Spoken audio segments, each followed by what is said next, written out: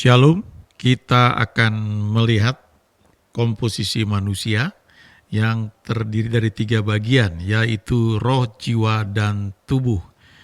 Kita baca ayatnya di 1 Tesalonika 5 ayat 23. Semoga Allah damai sejahtera menguduskan kamu seluruhnya, dan semoga roh, jiwa, dan tubuhmu terpelihara sempurna dengan tak bercacat pada kedatangan Yesus Kristus Tuhan kita. Ya, ini surat Rasul Paulus kepada jemaat yang dia layani, yaitu jemaat di Tesalonika. Dan ini dia tuliskan,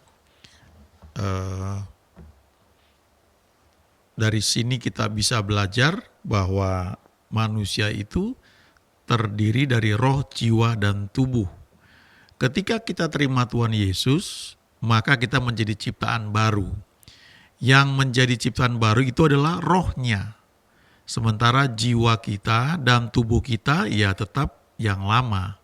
Tetapi jiwa itu selanjutnya akan mengalami proses pemurnian atau sanctification istilahnya. Dan itu seumur hidup kita. Jadi kalau kita gambarkan kira-kira seperti ini ya. Yang kita lihat kalau kita bertemu dengan orang lain atau kita bercermin, yang kita lihat itu adalah tubuh. Jadi ada orang yang kulitnya agak hitam, ada yang putih ya. Wanita rambutnya panjang, hidungnya mancung, ada lesung pipit misalnya. Yang pria rambutnya mungkin keriting ya. Kulitnya mungkin sawo mateng dan sebagainya ya. Hidungnya mancung mungkin. Nah, itu kita lihat dari tubuh. Tapi waktu kita berinteraksi dengan seseorang, maka kadang-kadang kita merasakan orang ini ramah, orang ini pemarah, orang ini penuh sukacita, orang ini kelihatannya enak ya bergaulnya ya. Ada kecocokan, secara psikologi dikatakan ada kecocokan. Nah, itu secara jiwa ya. Kita bergaul dengan orang, kita mulai merasakan interaksi. Mungkin penampilannya orang ini seperti rainbow ya, tapi hatinya rinto katanya. Ya, jadi jiwanya itu lembut ya, tapi badannya mungkin kekar begitu ya. Nah, itu jiwa, ada kecocokan ya satu dengan yang lain. Tapi kalau kita baca firman Tuhan lebih jauh lagi, ada sesuatu yang nggak bisa didetek oleh indera kita atau pergaulan kita, kecuali kita sudah lahir baru, terima Tuhan Yesus, roh kita menjadi ciptaan baru, kita bisa mulai merasakan spirit dari seseorang ya. Dan roh itu ya, di sini ada gambarannya ya, kalau jiwa atau soul itu ada affection, ada emotion ya, emosi, ada logika, ada cara berpikir di situ, ada reason ya, alasan-alasan, dan ada imajinasi. Tapi sebenarnya dalam bagian lain kita bisa lihat jiwa itu terdiri dari kehendak, pikiran, dan emosi. Sementara tubuh itu ya ada panca indera, ya ada kulit untuk touch ya, untuk merasa, ada lidah untuk taste ya, untuk mengecap, ada mata untuk melihat, penglihatan, sight, ada hidung untuk smell ya, smelling untuk mencium, dan ada telinga untuk mendengar atau hear ya. Nah, tubuh itu seperti pakaian kita, ini perlu kita jaga juga dengan baik, makannya perlu kita jaga dengan baik, tidurnya, istirahatnya, olahraganya juga perlu kita atur ya. Tuhan Yesus tidak tercatat berolahraga, tetapi dalam pelayanan dia selama kurang lebih 3 tahun dia itu berjalan kaki di banyak tempat. Dan kalau teman-teman sudah pernah ke Israel, itu daerahnya juga ada yang berbukit, bergunung ya, naik turun dan sebagainya ya. Dan kendaraan yang paling mewah waktu itu ya keledai yang pernah dia tunggangi. Tetapi selebihnya mereka berjalan ya. Jadi fisik itu beda dengan sekarang. Kalau kita ini banyak naik mobil ber-AC, nyaris gak pernah bergerak, maka kita mesti bayar dengan olahraga pagi, dengan pakai treadmill ya dan sebagainya. Sesuatu yang mungkin zaman dulu itu nyaris gak pernah dilakukan karena kita semuanya, tubuh kita ini bergerak ya. Jadi kita perlu perhatikan ini, roh, jiwa, dan tubuh, tiga-tiganya perlu kita perhatikan ya. Roh itu kita perlu membaca firman, merenungkan firman, dan waktu kita mendengar Tuhan berbicara kepada kita, maka kita mendapatkan firman yang rema ya, istilahnya dalam bahasa aslinya. Itu memberi makan roh kita ya, kurang lebih seperti itu. Nah, kita perlu perhatikan ketiga bagian ini, nggak bisa kita fokus hanya ke roh, ya, jiwanya kita abaikan, nggak bisa. Demikian juga tubuh ini perlu kita perhatikan. Memang kalau kita baca di Alkitab ada masa ketika Musa itu bertemu dengan Tuhan 40 hari 40 malam di puncak gunung, dan dia dikuasai oleh roh begitu rupa sehingga dia nggak makan, dia nggak minum, tubuhnya itu betul-betul dikuasai oleh alam supranatural, ya. Tetapi secara umum kita mesti perhatikan ya tubuh kita ini juga. Bahkan kalau kita puasa, ada yang bilang bahwa maksimal itu 3 hari 3 malam kita nggak makan nggak minum nonstop.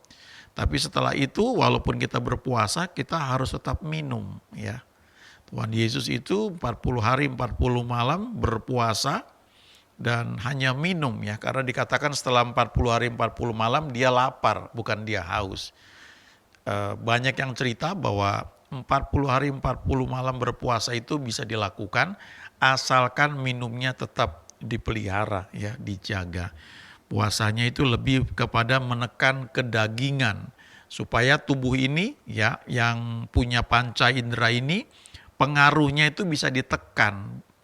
Jadi kita bisa menangkap sesuatu yang lahir dari roh kita. Kalau baca di kitab Galatia, buah roh itu ada 9, ya. Ada kasih, sukacita, damai sejahtera, dan ada 9. Salah satu itu kesetiaan, ya, atau faithful. Tetapi dalam bahasa Inggris, King James khususnya, faithful itu bahasa aslinya adalah pistis dan diterjemahkan sebagai faith atau iman. Iman yang sejati itu lahir dari roh, bukan dari emosi kita, bukan mengiman-imani, ya, tetapi itu lahir dari roh. Ada satu buku yang cukup bagus membahas tentang roh, jiwa, dan tubuh ini. Judulnya ya Spirit, Soul, and Body. Sudah diterjemahkan ke dalam bahasa Indonesia. Judulnya Roh, Jiwa, dan Tubuh. Pengarangnya Andrew Wommack. Ini hamba Tuhan yang banyak mengajarkan tentang iman dan anugerah, atau anugerah dan iman, grace and faith. Ada salah satu bukunya yang mengajarkan keseimbangan antara grace dan faith, ya, anugerah dan iman. Kalau kita ingat Efesus 2 ayat 8 berkata, sebab karena kasih karunia kamu telah diselamatkan oleh iman. Ada dua, ya, yang membuat kita ini diselamatkan, diperdamaikan dengan Tuhan. Kata diselamatkan itu zozo, itu berarti disembuhkan, dipulihkan, ya, diberkati. Nah, dua hal diperlukan, yaitu grace dan faith, ya, iman dan anugerah. Nah, waktu kita baca buku ini dan juga buku-buku yang lain, kita perlu ingat satu prinsip di 1 Tesalonika 5 ayat 21, ujilah segala sesuatu dan peganglah yang baik. Jadi kita belajar terbuka, ya, uji segala sesuatu. Bukankah kita punya Roh Kudus? Kita yang sudah lahir baru terima Tuhan Yesus, mari kita izinkan Tuhan tuh mengajar kita, ya. Kalau kita menutup diri memang terbelenggu, ya.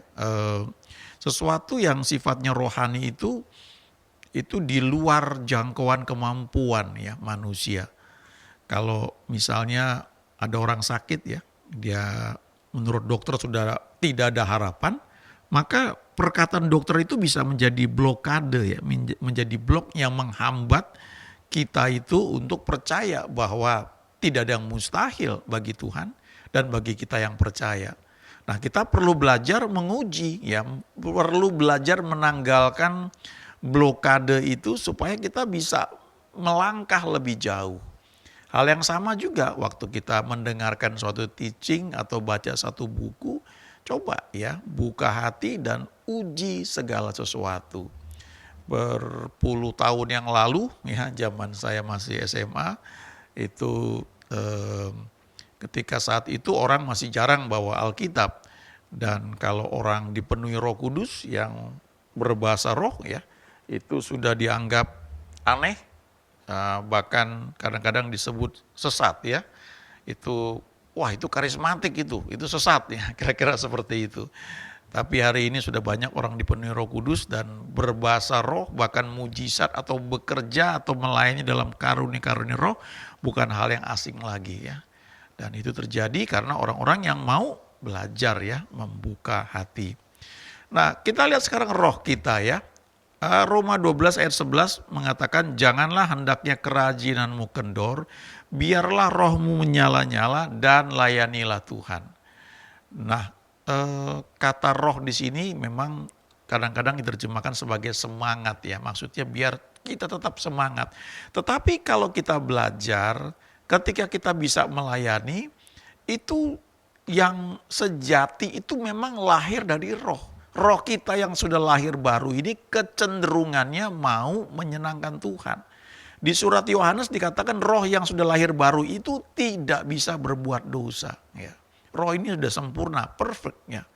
Tapi kita itu kan tidak hanya manusia roh, kita memiliki jiwa dan kita tinggal dalam tubuh. Ketiganya ini saling mempengaruhi. Jadi kalau jiwa kita nggak diperbarui, pikiran kita tidak diperbarui dengan firman Tuhan, maka ada banyak hal yang sudah dideposit dalam roh kita ini nggak bisa keluar, termanifestasi. Karena diblok oleh jiwa kita yang pikirannya masih cara berpikir yang lama. Firman Tuhan berkata anggur yang baru itu harus ditaruh di dalam kirbat atau kantong anggur yang baru. Kalau enggak dia akan pecah ya. Jadi jiwa ini perlu diperbarui. Kehidupan Kristen itu dimulai ketika kita terima Tuhan Yesus. Kita menjadi ciptaan baru. Setelah itu maka jiwa kita ini perlu diperbarui lewat belajar firman Tuhan. Lewat pujian, penyembahan, emosi kita dibentuk. Cara berpikir kita ditata ulang. Dan kehendak kita juga diajar sehingga selaras dengan kehendak Tuhan. Disitulah baru roh kita ini bisa bermanifestasi lewat jiwa kita. Jadi roh ini sudah mengalami justification, dibenarkan, sudah disucikan, sudah layak di hadapan Tuhan. Dengan roh yang sudah ciptaan baru ini kita layak untuk menyembah Tuhan. Tapi kita perlu ingat juga ada bagian yang perlu kita kerjakan. Ya, dikatakan janganlah padamkan roh, jangan hendaknya kamu kerajinanmu kendor, ya biarlah rohmu menyala-nyala dan layanilah Tuhan. Artinya itu ada bagian yang perlu kita kerjakan sehingga roh kita ini bisa menyala-nyala. Dan kalau kita baca di 1 Tesalonika 5 ayat 19 itu ada urutannya ya. Tetaplah berdoa, mengucap syukurlah senantiasa ya. Lalu dikatakan lebih jauh lagi, jangan padamkan roh ya. Lalu uji segala sesuatu, ya terima yang baik karena memang firman Tuhan mengajarkan kita perlu menguji segala sesuatu. Ya. Nah kalau roh kita ini menyala-nyala senantiasa, kalau kita baca Roma 8 ayat 1 misalnya dikatakan di situ tidak ada penghukuman bagi mereka yang ada dalam Kristus Yesus. Tapi dalam bahasa Inggrisnya dikatakan there is now no condemnation for those who in Christ Jesus. Tidak ada penghukuman bagi mereka yang ada dalam Kristus Yesus. Lalu ada tambahannya lagi yang mengatakan yaitu mereka yang tidak berjalan menurut tuntunan daging tetapi menurut tuntunan roh. Jadi kita perlu belajar mengizinkan roh kita yang sudah lahir baru ini semakin dominan menguasai jiwa kita. Pikiran kita diperbarui. Kalau kita belajar melibatkan Tuhan, ada Roh Kudus dalam hati kita, roh kita juga sudah menjadi ciptaan baru. Dalam setiap keputusan yang mau kita ambil, maka kita itu akan dituntun oleh damai sejahtera. Ya, kita perlu belajar berjalan tidak menurut hanya tuntutan pikiran manusia semata-mata, tapi kita perlu belajar mengizinkan Roh Kudus, juga roh kita yang sudah lahir baru ini menuntun kita. Lalu bagaimana dengan jiwa? Di surat Yohanes ini Yohanes berkata, aku berdoa semoga engkau baik-baik dan sehat-sehat saja dalam segala sesuatu sama seperti jiwamu baik-baik saja. Dalam bahasa Inggris dikatakan, I pray that you are prosper ya. Kamu itu makmur sama seperti jiwamu juga prosper atau makmur. Jadi rupanya kita ini bisa menjadi makmur itu karena kondisi jiwa ya. Jadi pikiran kita, cara berpikir kita itu akan menentukan tindakan kita. Roh kita sih sudah lahir baru, roh ini punya deposit banyak sekali. Yang baik, yang dari Tuhan, itu mau keluar tapi jiwa ini perlu diperbarui. Ketika jiwa kita diperbarui, selanjutnya dampaknya itu akan ke tubuh kita. Tubuh kita juga sehat, tubuh kita tuh jadi merasakan sukacita. Dan orang-orang yang belajar self development, pengembangan diri, mereka belajar mengembangkan jiwa di sini, ya, berpikir positif, kemudian tidak hanya berpikir positif, tapi orang-orang itu diajar juga untuk percaya ya pada kemampuan yang ada dalam dirinya, ya itu secara umum diajarkan. Apa yang kita pikirkan itu akan terjadi. Ya, itu dari jiwa itu bisa seperti itu. Kalau kita baca di Kejadian pasal 11 misalnya, ketika Menara Babel mau dibangun, mereka itu Tuhan berkata apapun yang mereka rencanakan atau mereka imajinasikan, nah itu dalam alam jiwa ya, itu akan terlaksana. Tidak ada yang tidak dapat terlaksana. Dan kalau kita pelajari itu dalam bahasa aslinya, konotasinya itu cenderung negatif. Itu sebabnya orang-orang yang mungkin mengaku komunis, ya tidak percaya Tuhan, mereka juga bisa buat pesawat angkasa luar, mereka bisa buat gedung, bisa buat mungkin bom atom ya, nuklir dan sebagainya. Mereka nggak perlu doa keliling, nggak perlu doa puasa, itu bisa karena kemampuan dari jiwa itu yang dikembangkan ya. Nah selanjutnya kita lihat contoh dari Daud misalnya di Mazmur 23. Dia bilang begini, ia menyegarkan jiwaku, dalam bahasa Inggrisnya itu ia memulihkan jiwaku, jiwa yang pulih, jiwa yang disegarkan ini menyebabkan Daud bilang di sini dia bisa menangkap tuntunan Tuhan. Sehingga dia bisa berkata, ia menuntun aku di jalan yang benar oleh karena namanya. Jadi jiwa yang dipulihkan, jiwa yang disegarkan, jiwa yang makmur ini selalu perlu dalam hidup kita. Lalu bagaimana dengan tubuh kita? Paulus berkata di 1 Timotius dia bilang latihan badani terbatas gunanya. Ya, ada gunanya tapi terbatas. Tapi perlu juga. Ini gambar orang pakai barbel ya. Lalu Paulus bilang tetapi ibadah itu berguna dalam segala hal. Karena mengandung janji baik untuk hidup ini maupun untuk hidup yang akan datang. Lalu kalau kita baca juga Paulus menasihatkan Timotius untuk tidak hanya minum air putih saja tapi tambahkan anggur karena pencernaanmu terganggu katanya. Artinya Paulus juga belajar hal-hal praktis untuk tubuh ini tetap bisa sehat. Kalau tubuh kita makannya nggak benar atau nggak pernah ditata dengan baik ya, maka tubuh kita terbatas sekali. Itu kayak pakaian yang bagus kita beli tapi kita nggak rawat dengan baik. Kita cuci semaunya ya, kita jemur misalnya di terik matahari nggak dibalik jadi warnanya cepat pudar. Jadi baju yang bagus itu akhirnya cepat rusak karena penanganannya salah. Tubuh itu harus dijaga juga dengan baik. Kalau enggak kita yang rugi.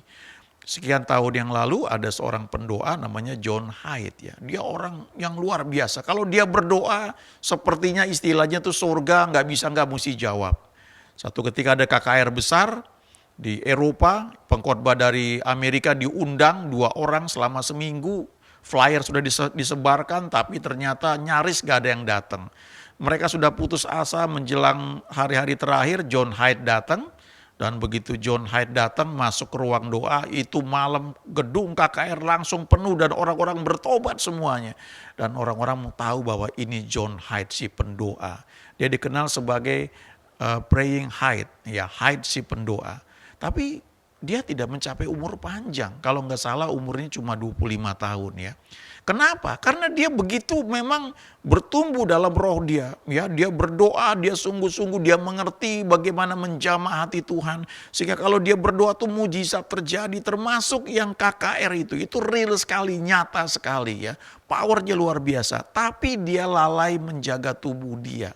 Ya, bahkan waktu dia meninggal katanya diceritakan diperiksa kalau nggak salah jantung atau paru-parunya, jantungnya ya, itu berpindah agak geser ke kanan yang mestinya di sebelah kiri ya. Kenapa? Karena katanya dia tuh sungguh-sungguh berdoa mengalami tekanan sehingga itu terjadi ya. Jadi perhatikan tubuh kita juga ya, supaya kita bisa mengalami semua yang baik yang Tuhan janjikan. Sehingga kita bisa betul-betul mengatakan bahwa God is good all the time. Kita bisa menikmati jalan-jalan, ya keluar negeri jangan karena berobat, tapi karena jalan-jalan. Memang Tuhan sediakan itu buat kita ya. Haleluya, puji Tuhan, amin.